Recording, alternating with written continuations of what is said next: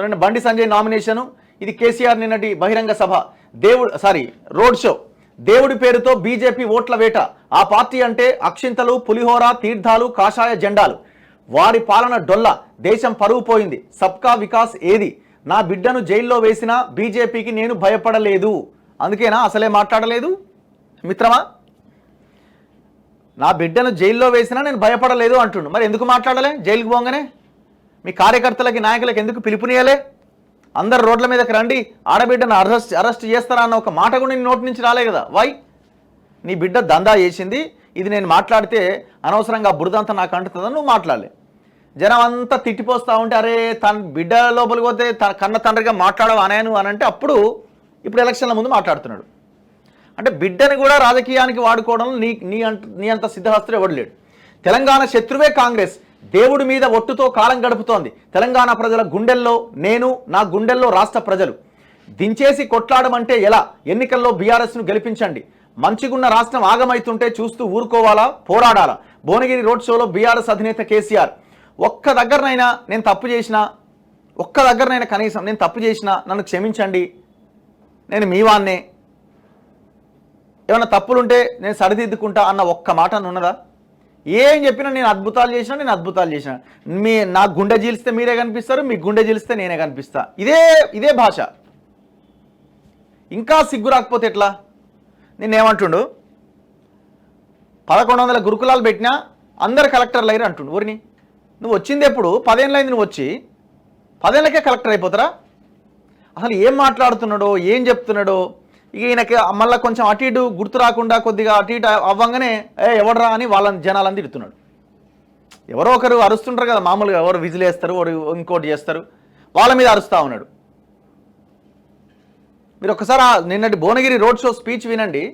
1100 గురుకులాలు పెట్టినా అందరు కలెక్టర్లు అవుతారు అంటుండు. అంటే 5వ తరగతిలో జాయిన్ అయినాడు 10 ఏళ్ళకే కలెక్టర్ అయిపోతాడా? అర్థం కావట్లే. 1100 గురుకులాలు పెట్టినా అంటున్నావు, నువ్వు ఎన్ని బిల్డింగ్లు కట్టినావు చెప్పవు?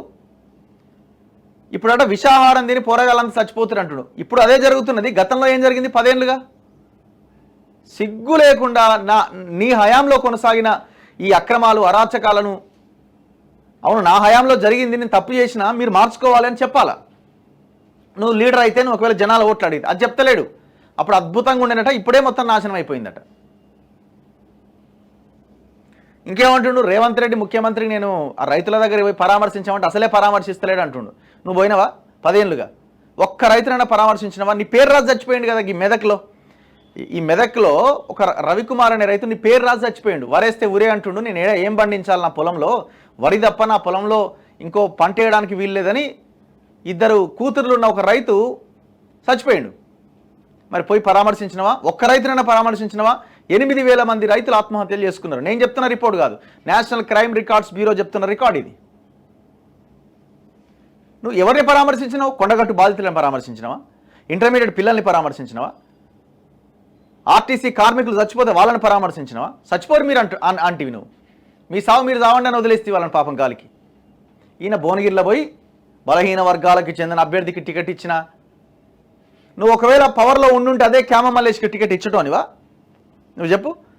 నువ్వు ఒకవేళ పవర్లో ఉండుంటే, నువ్వు ఒకవేళ ఇప్పుడు గెలిచుంటే అదే భువనగిరి పార్లమెంట్లో క్యామ మల్లేష్కి టికెట్ వచ్చేదా?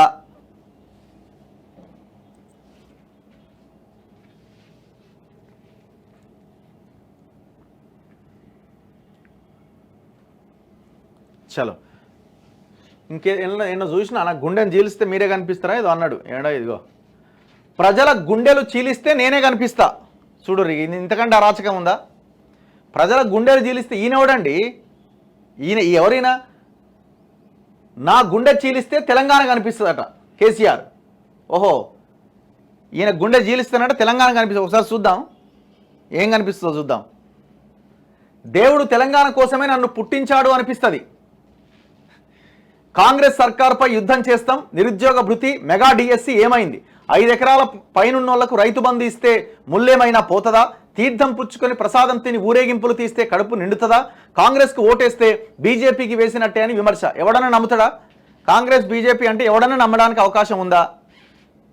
కాంగ్రెస్ బీఆర్ఎస్ ఒకటే అంటే నమ్ముతారు, బీజేపీ బీఆర్ఎస్ ఒకటే అంటే కొంతమంది నమ్మడానికి అవకాశం ఉంటుంది. కానీ కాంగ్రెస్ బీజేపీ 2 ఒకటే అంటే ఎవరైనా నమ్ముతారా? ఈ దేశంలోనే 2 బద్ధ శత్రు పార్టీలు ఆ 2. 5 ఎకరాల పైన ఉన్న వాళ్ళకు రైతు బంధు ఇస్తే ముళ్ళేమైనా పోతుందా అంటున్నాడు ఈయన.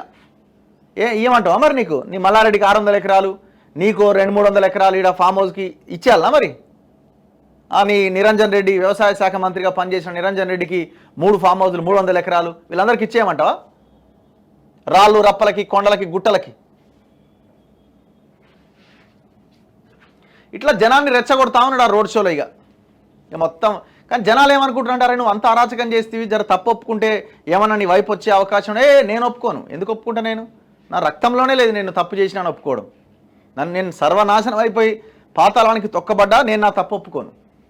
ప్రజల గుండెలు చీలిస్తే నువ్వెందుకు కనిపిస్తావా? ఏంది నువ్వు చేసింది?